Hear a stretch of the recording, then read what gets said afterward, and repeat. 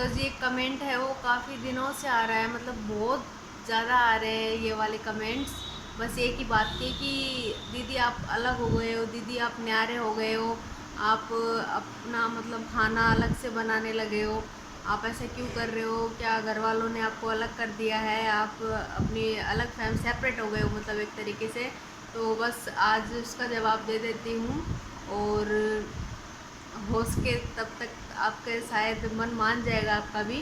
तो इसका मेन कारण मेरी खुद की भलाई के लिए किया है मैंने, क्या है कि इसके काफ़ी रीज़न है।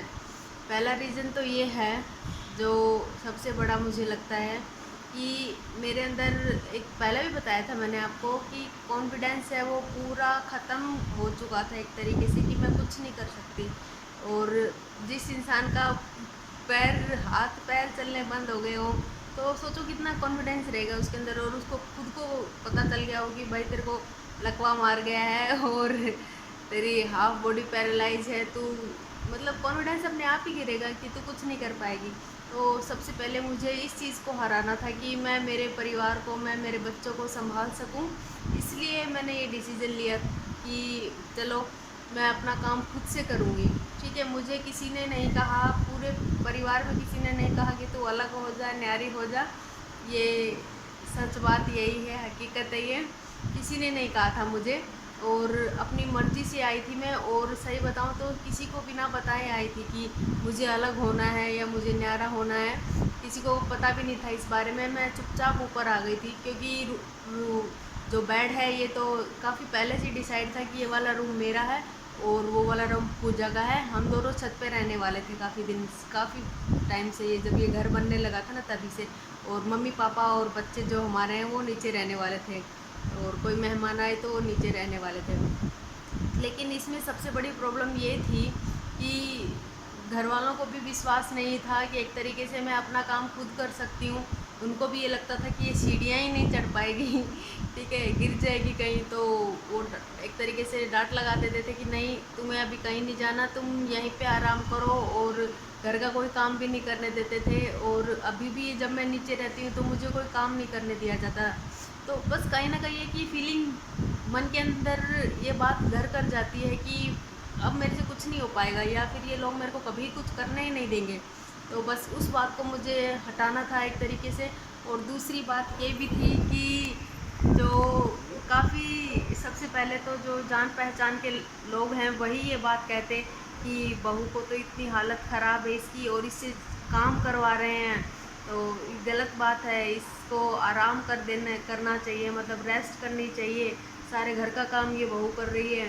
तो ये भी एक मन में था मेरे कि जब अगर मैंने यहाँ काम करना शुरू कर दिया, किसी की नहीं मानी, कि मतलब नीचे भी काम करना शुरू कर दिया, किसी की भी नहीं मानूंगी, अपनी मर्ज़ी से काम करूँगी, तो ये तो बेचारे हार मान जाएंगे, चलो भाई इसको करने दो। लेकिन जो बाहर वाले हैं वो ज़रूर ये बात कहेंगे कि बहू से सारा काम करवा रहे हैं। तो ये मैंने खुद का डिसीज़न लिया था कि मेरे को छत पे जाना है और छत पे रहकर अपना काम करना है। अपना मतलब यही काम है कि जैसे कि अब ये तो है नहीं कि यहाँ बार बार, तो मुझे पता है मैं खुद सीढ़ियाँ चढ़ूँगी तो गिर जाऊँगी लेकिन दिन में कम से कम 2-3 बार आराम से सीढ़ियाँ चढ़ा जा सकता है। और कल तो मैंने 10-12 बार सीढ़ियाँ चढ़ी थी। क्या है कि यीशु के पापा की तबीयत ठीक नहीं है, तो कभी इनके लिए कुछ लेके जाना पड़ता है, कभी कुछ लेके जाना पड़ता है, और मेरे को ही लेके जाना पड़ता है इनका सामान। तो बस इस चक्कर में काफ़ी चक्कर लग गए थे मेरे। और जैसे कि आप लोग बोल रहे हो कि फ्रिज भी ऊपर ले लिया, वॉशिंग मशीन भी ले ली, तो हमारे पास सभी चीज़ें एक्स्ट्रा हैं, अब डबल डबल हो चुकी है। देवर जी की भी शादी हो गई तो उनका सामान भी ऐसे के ऐसे ही रखा हुआ है, तो वही भी यूज़ तो लेना है ना वो सामान, आज नहीं तो कल लेना है। तो हमने ये सोच के सारा सामान अलग से निकाल लिया कि ऊपर भी हो जाएगा, नीचे भी हो जाएगा, किसी को कोई तकलीफ़ भी नहीं होगी। और मेरे लिए फैसिलिटीज़ ज़्यादा हैं कि कुछ भी हो, परे तो दिक्कत तो है ना, मुझे कपड़े धोने में दिक्कत आती है। अगर बेबी का दूध बनाओ और नीचे फ्रिज है तो दूध लेने के लिए नीचे जाऊंगी, तो मुझे रात को तो मैं खुद को, मेरे को वो सही बताऊं तो वो नहीं रहता कि मैं दूध लेने नीचे जाऊं और पैर वैर फिसल जाए, डर तो लगता है, रेलिंग भी नहीं है। अब लगेगी तब लगेगी जब कोई आएगा लगाने वाला नहीं। तो ये भी एक बड़ा कारण था। आस पड़ोस के जो मोहल्ले वाले हैं कोई भी बोल देता कि भाई तुम अपनी बहू से काम करा रहे हो, इस हालत में भी काम करा रहे हो।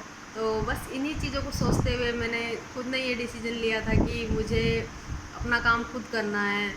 तो मैंने किसी की ये बात नहीं सुनी थी कि ये लोग मुझे आराम करने के लिए कह रहे हैं, लेकिन अगर मैं आराम करूँगी तो कब तक करूँगी, अपने बच्चे कैसे बड़े करूँगी, कैसे पालूँगी, नहीं। तो बस ये मेरे खुद का डिसीजन था। हम कोई न्यारे व्यारे नहीं हैं, ठीक है। बस एक बार थोड़ा सा ठीक हो जाती हूँ, खुद के अंदर इतना कॉन्फिडेंस आ जाए मेरे अंदर कि हाँ अब मैं नीचे का काम भी कर सकती हूँ, सारा काम घर वालों का सारा काम कर सकती हूँ। अभी मैं सारा काम नहीं कर सकती, मैं थक जाती हूँ। ये सही बात है कि मैं थकती बहुत ज़्यादा हूँ और आधे दिन तो नींद ही लेती हूँ, आधे दिन से ज़्यादा।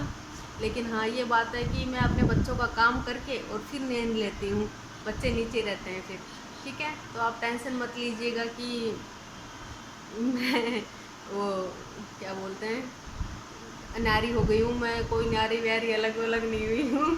सब कुछ नॉर्मल है, सब कुछ ठीक है। थोड़े दिन बाद आप देखेंगे, मतलब कुछ टाइम बाद ही देख लेंगे कि हमारा पूरा परिवार एक है, अलग अलग कुछ नहीं होता। फैमिली के अंदर क्या अलग होगा, और जिसमें टोटल लोग ही चार हों और वो अलग अलग हो जाएं तो नहीं।